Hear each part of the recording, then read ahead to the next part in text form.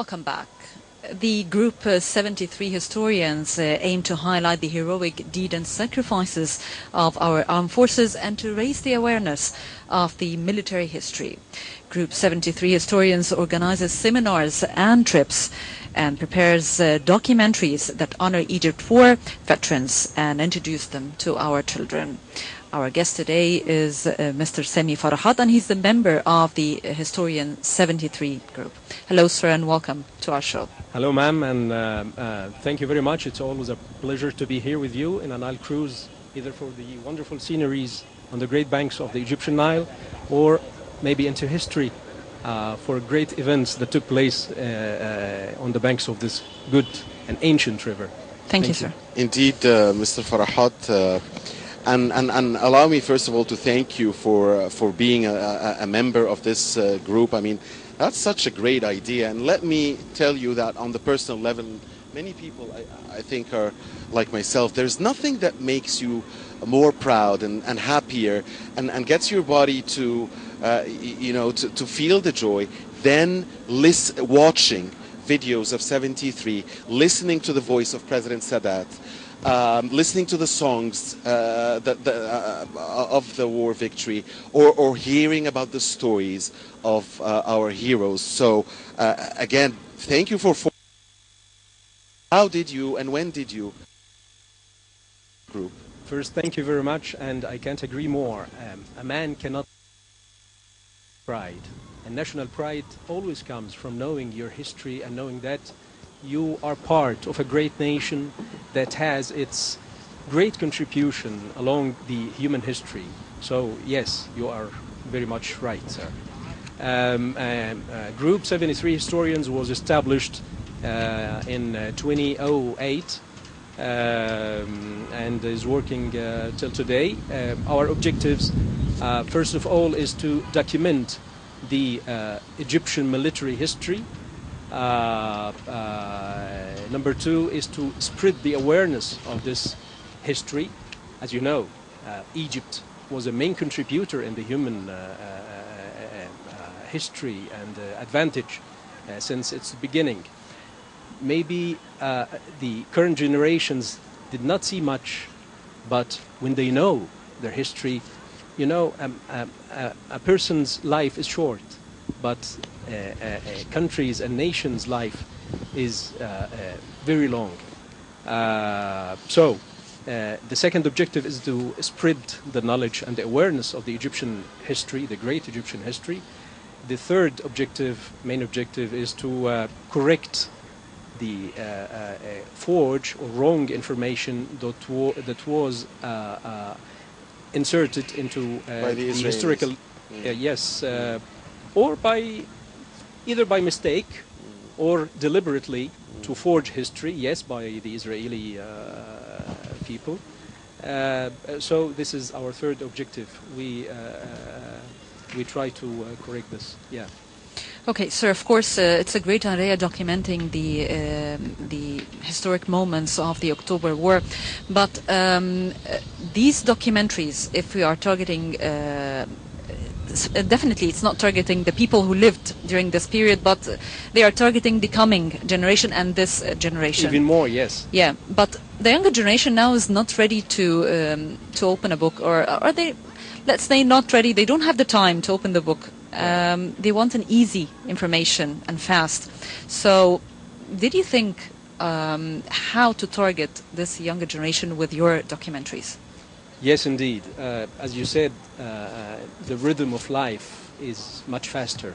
People do not find enough time to read.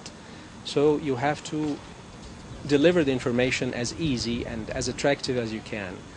First, we thought about seminars. We have held about almost 250 seminars so far, everywhere.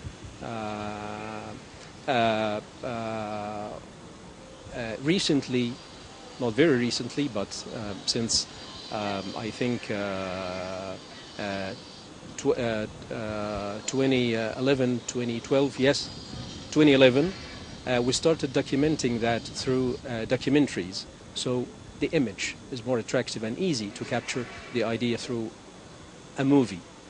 We have produced The Wings of Fury, Part 1, Wings of Fury, Part 2, in 2013. And again, in 2013, we produced Ababil, and again, Battalion 418.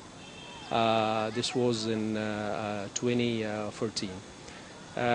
We aim to produce a great production, a big production, to document the great battle of Mansoura. The movie is called, we already had the scenario. We started the executive steps towards this great production, but still we are facing some difficulties in terms of financials. Production, yes, mainly because we want this movie. It's our first cinema movie, so it should be a big production. It should project the greatness of this battle, the Battle of Mansoura, that took place on the 13th of October 1973. It was the longest air battle in history. It took 53 minutes. That's where we took the movie name, 53 minutes. So yes, the first movie, it's a documentary. We tried through this movie, it's a pure documentary movie. Wings of Fury, you're talking about the Air Force, I assume, right? Yeah, through this movie we tried to document the heroics that took place during the 1967 war, which did not appear to public before, because as you know, the defeat on this war, it was heavy. We did not fight. I just want to emphasize this. The Egyptian army did not have the chance to fight in 1967. There was other reasons for the defeat. But amidst all this, great actions of heroic took place. So we tried since day one, you know, pilots that took off from destroyed runways. How come? And they knew they cannot come back again and land on the same airport. They had nothing, they had nowhere to land. You know, Israelis used a very modern 67 war that we did not have. They used a very powerful French bomb this year to destroy all the runways in the whole Egyptian airfields. So you are stressing, I guess, Mr. Farhat, that the 73 success came on the back of sacrifices for at least 6 years, the war of attrition and the sacrifices back then. So let me borrow a question from Dina that she asked General Shahata earlier, our dear distinguished guests who were with us a few minutes ago. Tell us, Mr. Farhat, about stories that you are sure we don't know, that your team has been able to uncover, and you're preparing to maybe to air, and maybe you still haven't, but we want to hear news stories. Well, maybe not much people heard about this story.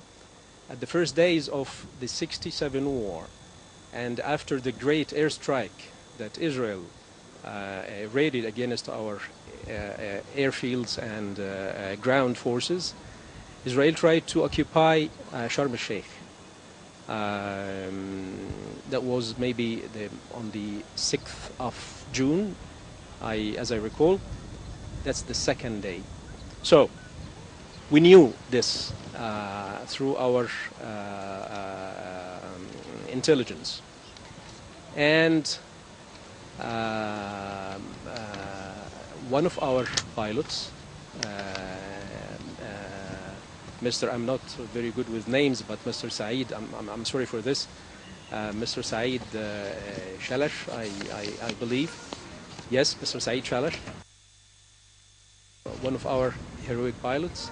He took 3 of his pilots, and so the plan was Israel was to use the paratroops to occupy so to drop the paratroops from its aeroplanes and to occupy Sharm el-Sheikh.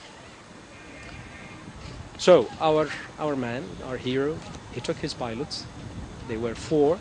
It was a one-ticket trip to intercept these airplanes. It was 2 Nord Atlas carriers that carried, each one carried from 60 to 80 paratroops, and they, along with the protection, we're talking about, I believe it was 12 Mirage, one of the most elite fighters with the Israelis back these days, and only 4 of our MiG-19s went to intercept this big formation. What happened is that, yes, we downed the 2 Nord Atlas airplanes with the whole carriage, the whole paratroops. We're talking about from 120 to 160 paratroop man, along with the crew of the planes. We downed 2 Mirage airplanes. We lost 3 of our planes, our 4 planes, and 1 came back safe. It was on the second day. It was very astonishing, and this battle caused the occupation of Sharm el-Sheikh to be delayed for some time. So this is one of the stories amidst a great the most difficult of times. Yes. We have lots and lots of heroic actions that took place with our pilots and our ground forces that took place in this war that nobody knows about. And that we must know about. Yeah.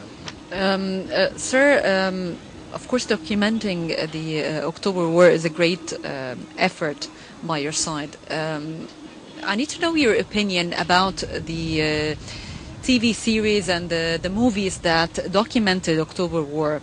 What's your opinion about them? Very much below level, very much. Nothing can be compared to the greatness of what happens. You know, as General Shahata is one of our big heroes, and he was one of the Thunderbolt forces. He stayed behind enemy lines for 200 days. I don't know if he told you this information or not, during the War of 73. But again, very little we have done to document and to project this greatness. I can recall Ra'fat al-Haggan. That's a good protection. I can recall Goma al-Shawan. It's another series, production, TV production. Cinema production,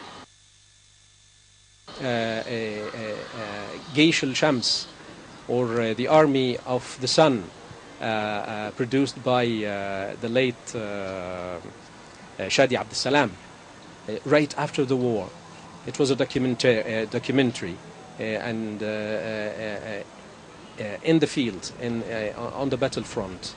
It was a great movie. Other than this, it was maybe social acts and with a bit of war in the background, so it did not, I don't think it's in my Since you mentioned Ra'fat al-Haggan, Mr. Farhat, it is being aired every day on Nile TV International at the moment. It comes at 5 p.m. Cairo local time. It's something that we never get enough of. What about the songs? But I'm sure you're going to say that there are some songs that you really love about Yes. the 6th of October, because I guess we've been raised, you know, hearing those songs and living them. Yes, many songs have documented. Yes, songs had. Do they much play part in better- your documentaries? I mean, taking some of those famous songs about the war and playing them as background music to your production? Well, in the main documentaries we have, I mentioned the 4 documentaries, unfortunately not, but I think we try to introduce a new flavor, maybe more close or suitable to the new generations, new music themes and songs. but nothing. I can recall رايحين شايلين في ايدنا سلاح. Yes. Ali Ismail, the great Ali Ismail, and his great wife. It's an enthusiastic song. Very much, very much. Well, Mr. Sami Farahat, member of Group 73 Historians, thank you very much for joining us today. Thank you, Ma'am, for having me. Thank you. Thank you. Please stay with us, dear viewers. We'll be back. We're still on this very special episode celebrating the 45th anniversary of the 1973 great victory.